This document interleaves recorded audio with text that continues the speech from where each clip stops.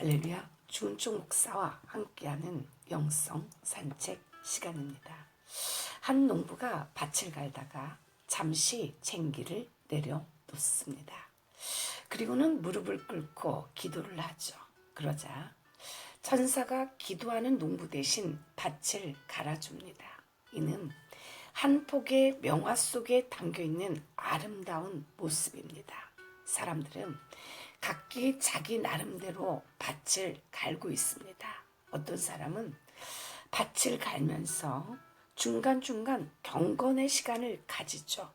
그리고 어떤 사람은 바쁘다고 쉴 새 없이 일만 합니다. 그렇지만 두 사람이 이루어 놓은 삶의 질의 차이는 어마어마하게 크죠. 경건의 시간은 하고 있던 일을 하나님 앞에서 점검받는 시간입니다. 경건의 시간은 하나님께 지혜를 얻는 시간이죠. 당신은 지금 어떠한 밭을 갈고 계신가요? 바쁘신가요? 바쁘다는 핑계로 하나님과 만남의 시간을 소홀히 하고 계시지는 않는지요? 자신의 하루 중 가장 좋은 시간에 하나님과 만남을 가지십시오. 아무리 바쁘더라도 잠시 쟁기를 내려놓고 기도하십시오. 이로 인하여 무릇 경건한 자는 주를 만날 기회를 타서 주께 기도할지라. 진실로 홍수가 범람할지라도 저에게 미치지 못하리라. 요한복음 1장 29절에 보면 이튿날 요한이 예수께서 자기에게 나아오셨다라고 말합니다. 요한복음에서 주목할 것이 있다고 그랬습니다. 그것은 바로 이튿날이라는 말이죠. 29절에도 35절에도 또 이튿날, 43절에도 이튿날, 그러다가 요한복음 2장 1절에는 사흘 되던 날이라고 하죠. 왜 요한복음은 이렇게 날짜를 세고 있을까요? 여기에 관하여는 분명한 이유가 있습니다. 먼저 지금 29절에 나오는 이튿날은 어떤 날인가요? 세례 요한이 자신을 시기하고 질시하는, 그래서 죽여드는 기득권자들의 위협과 협박을 받은 그 다음 날을 말합니다. 그러니까 요한복음 1장 1절부터 28절까지가 말하자면 첫째 날에 속하는 날이죠. 태초에 계셨던 말씀이 그냥 말씀으로만 있지 않고 그 말씀이 몸을 입고 육신이 되어 우리 가운데 거하신 사건이 발생합니다. 참빛, 곧 세상에 와서 각 사람에게 비치는 빛이 있었나니 그 참빛이신 주님은 말씀이 육신이 되어 우리 가운데 거하신 분입니다. 여기서 거하신다라는 말은 원어로 장막을 친다라는 뜻이 있죠. 말씀이 육신이 되어 우리 가운데 거하신 예수 그리스도는 그냥 우리 가운데 함께 있는 것이 아니라 마치 장막을 치듯이, 그래서 그 장막으로 인해 낮에는 살인 더위를 막아주고 밤에는 우리 몸을 얼게 하는 찬 이슬을 막아주고 뿐만 아니라 우리의 수치를 가려주고 덮어주는 그런 장막과 같이 우리와 함께 거하시는 주님을 말하는 것입니다. 그 빛을 증언하는 세례 요한의 칸에 말씀을 펼쳐 놓은 날이 말하자면 첫째 날이죠. 그 첫째 날에 저 유대 기득권자들은 세례 요한을 뚫어져라 노려보죠. 세례 요한을 따르는 추종자들이 많아지고 세례 요한의 권세가 하늘을 찌르듯이 올라가는 것이 두렵습니다. 우리나라도 한때 여의도 순복음교회가 이단이었던 적이 있었죠. 조용기라는 목사가 순복음교회를 세워서 어찌나 잘 나가던지 기존 교회들이 시기와 질투가 뒤섞이면서 여의도 순복음교회를 이단으로 규정하고 말았던 시절이 우리나라에도 있었습니다. 또 어떤 유명하신 목사님의 이야기죠. 그분은 1970년 초에 총신대학교로부터 교수로 초청을 받아서 귀국을 했는데 시간표만 짜고 북한에는 가본 적도 없는 그분을 충영교회 교인이니까 이북파라는 정치적인 이유에서 물러나게 했고, 또 충영교회에서도 여러 동료 목사들에게서 박사면 최고냐 하는 모함을 받고 괴로워하고 있을 때 바로 오늘의 본문을 통해서 큰 위로를 받으셨다고 합니다. 그러면서 그분은 기도원에서 기도하면서 이 고난은 다 내게 그릇을 준비하라는 하나님의 훈련이라는 것을 깨달았다고 하는 그 목사님의 고백을 읽어보았습니다. 세례 요한 당시에도 똑같았죠. 세례 요한이 하도 잘 나가니 그가 참빛인 줄 알고 그를 죽이고자 찾아온 것입니다. 이 모든 일이 있었던 날이 말하자면 첫째 날이죠. 얼마나 세례 요한의 마음속이 복잡했을까요? 얼마나 심란하고 힘이 들고 기도가 나오지 않고 두려움이 몰려왔겠습니까? 그런 상태로 밤잠을 설치고 이런저런 생각으로 뜬 눈을 세우고 그 이튿날을 맞았습니다. 그런데 바로 그 이튿날이 지금 29절에서 말하는 이튿날인 거죠. 그 이튿날에 무슨 일이 있었나요? 이 이튿날에 육신을 입으신 예수님이 처음으로 등장을 하죠. 예수님이 처음으로 등장하실 때 어떻게 등장하십니까? 29절에 이튿날 요한이 예수께서 자기에게 나아오셨다. 요한복음에서 예수님을 처음으로 소개할 때 어떻게 소개하는지 봐야 하죠. 나아오시는 예수님으로 소개합니다. 나아가다라는 말은 에르코마이, 나아가다, 다가가다, 들어가다가 에르코마이입니다.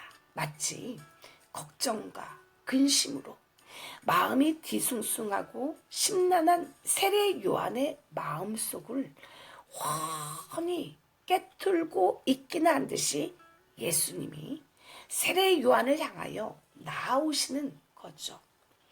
우리가 믿는 예수 그리스도는 어떤 분이신가요? 끊임없는 불안과 갈등 가운데서 기도도 안 되고 여전히 두려움을 떨치지 못하고 살아가고 있는 인생들에게 묵묵히 나아오시고 다가오시는 분이 바로 우리 주님 예수 그리스도이십니다. 이 시간의 찬양, 빛이 없어도 환하게 다가오시는 주 예수 나의 당신이여 한 곡 올려드립니다.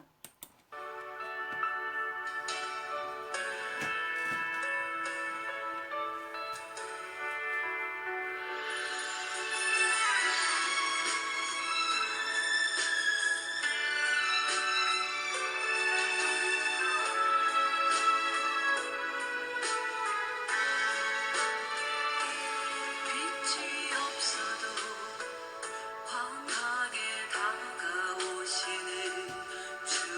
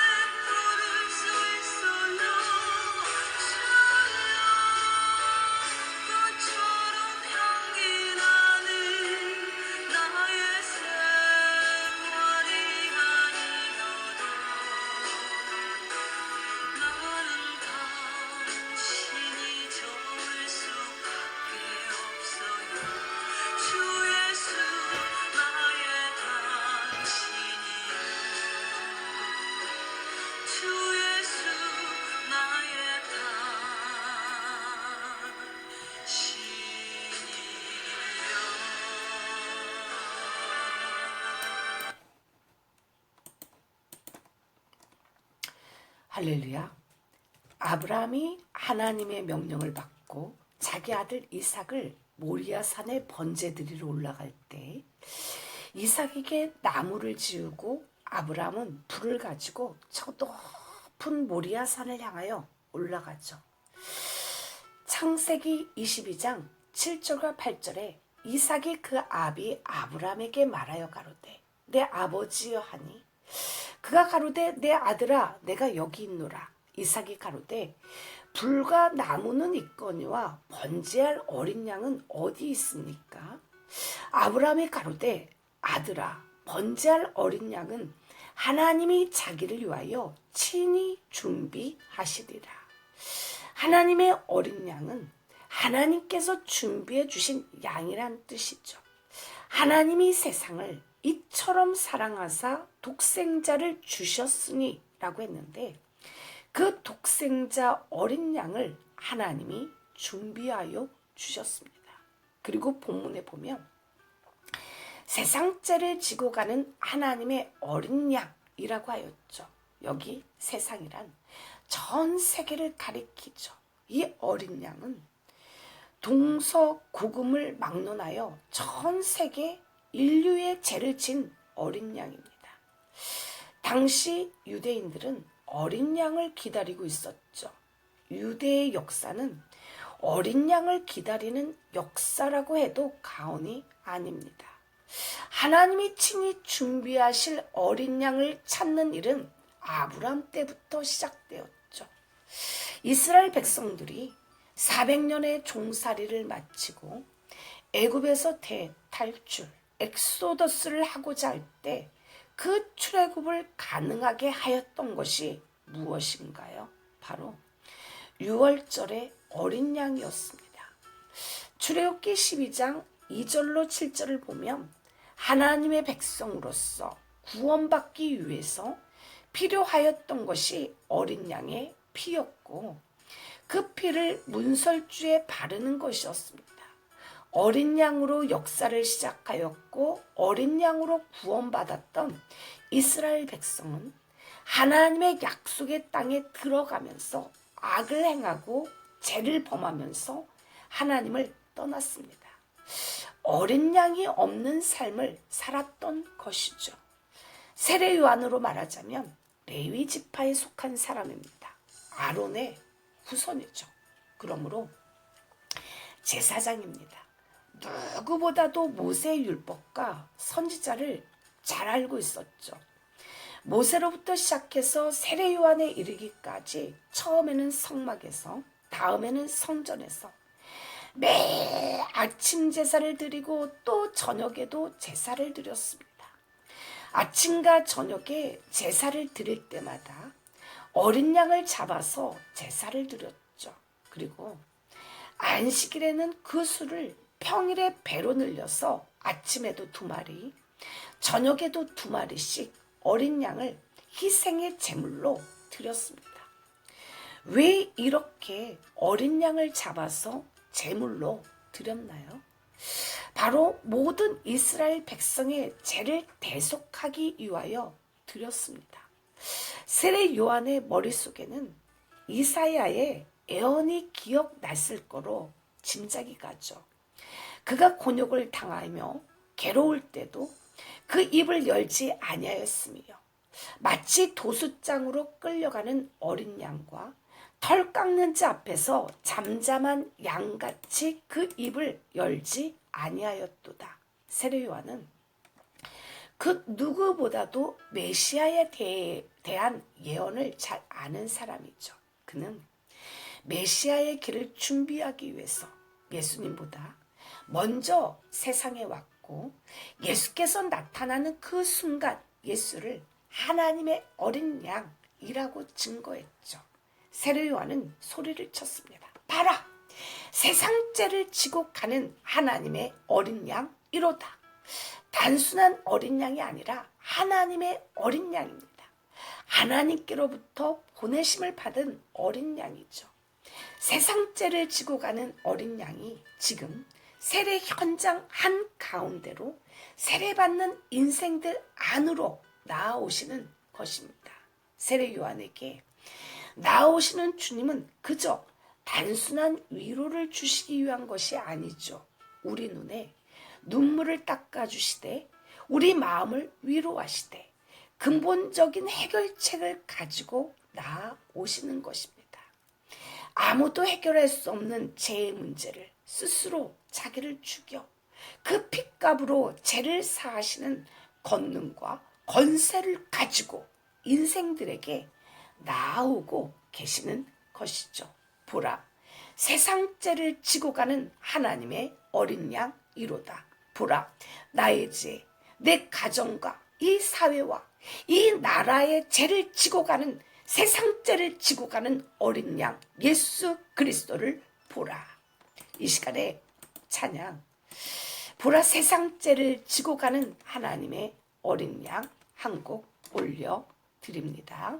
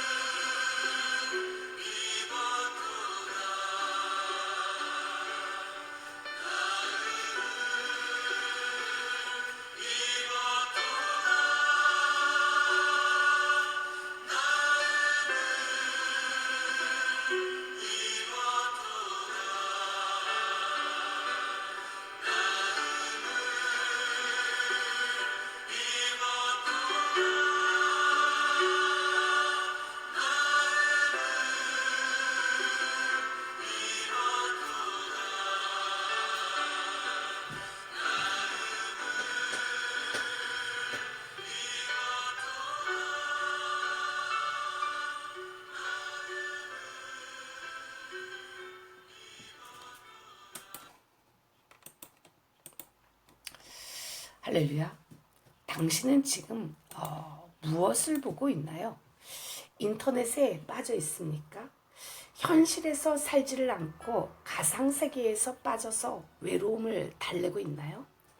늘 핸드폰을 보지 않으면 불안한가요?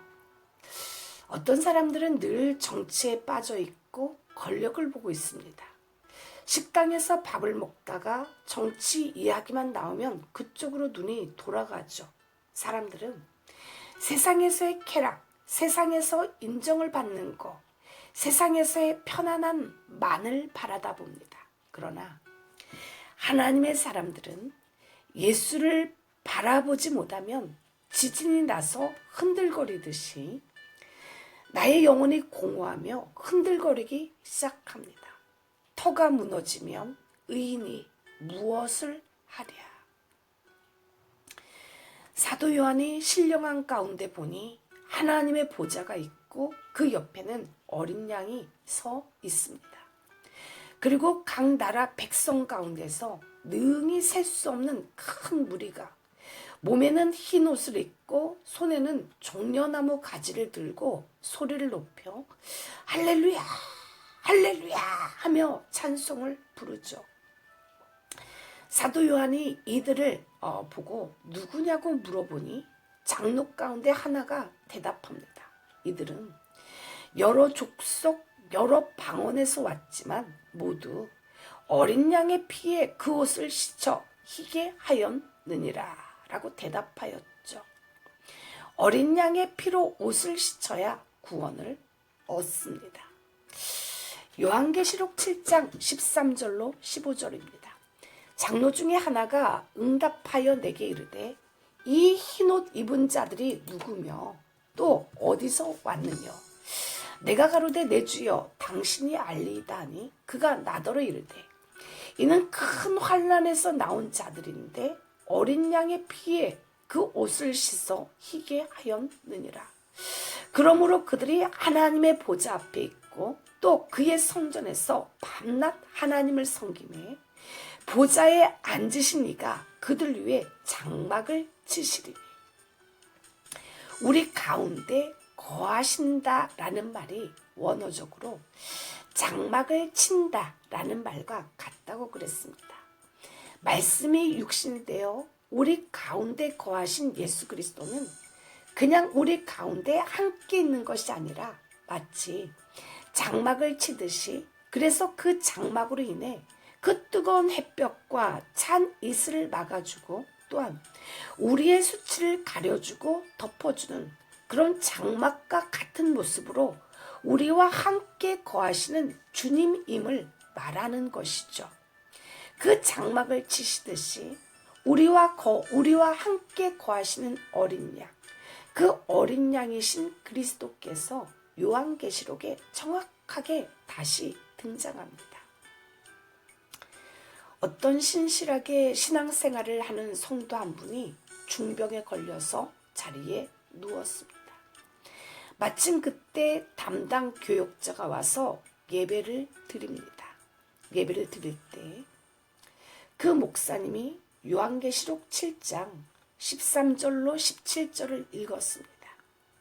이 구절을 읽으니까 그 죽어가던 그 중환자가 눈을 번쩍 뜨면서 목사님 그 구절을 다시 한번 읽어주세요 라고 해서 그 구절을 다시 읽어드렸다고 합니다. 저희가 다시 줄이지도 아니하며 목마르지도 아니하고 해나 아무 뜨거운 기운때 상하지 아니할지니 이는 보좌 가운데 계신 어린 양이 저희의 목자가 되사 생명수 샘으로 인도하시고 하나님께서 저희 눈에서 모든 눈물을 씻어 주실 것임이러라. 이 말씀을 다 듣고 그가 하는 말이 감사합니다. 제가 이제는 평안한 마음으로 주님께 가겠습니다. 그리고 세상을 떠났다고 합니다.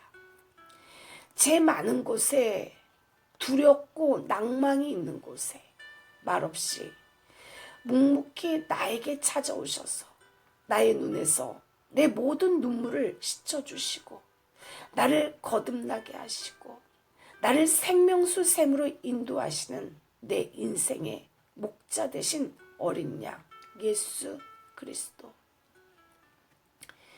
요한계시록 13장 8절에 보면 어린 양의 손에 생명책이 있습니다. 그 책에 우리의 이름이 용명되어 있죠.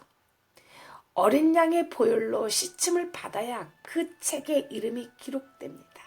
요한계시록 15장 3절에는 어린 양의 노래를 부르는 큰 무리가 있죠. 이것은 승리의 노래입니다. 저번에 빌립보서를 하면서 소개한 예화입니다. 아이작 와트의 그림 가운데 소망이란 이름의 그림이 있습니다. 한 번은 어떤 청년이 자살을 하려고 테임즈 강으로 가다가 이 그림을 보았죠. 그림의 내용은 어떤 소경이 비파를 켜고 있는데 모든 줄이 다 끊어지고 오직 한 줄만 남아 있었습니다. 이것이 바로 소망의 줄이죠. 인간은 모든 줄이 다 끊어져도 오직 소망의 한 줄만 붙어 있으면 살 수가 있다는 것입니다. 이 청년은 가만히 생각해 보았죠.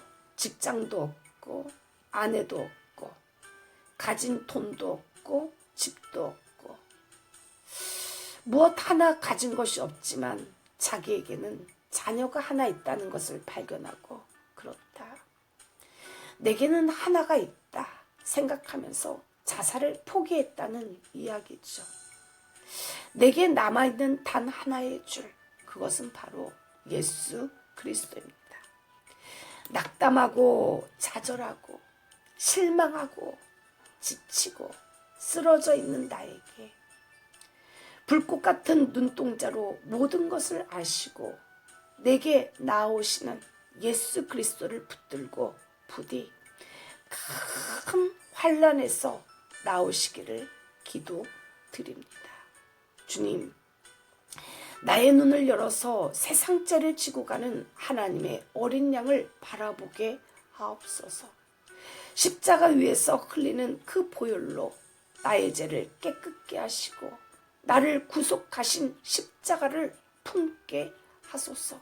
그리하여 세상을 이기고 큰 환난에서 빠져나와 승리의 찬송을 부르게 하옵소서. 예수 이름으로 기도를 올려 드립니다. 아멘. 큰 음성으로 가로되 죽임을 당하신 어린 양이 능력과 부와 지혜와 힘과 존귀와 영광과 찬송을 받으시기에 합당하도다. 이 시간에 마지막으로 생명나무 올려 드립니다.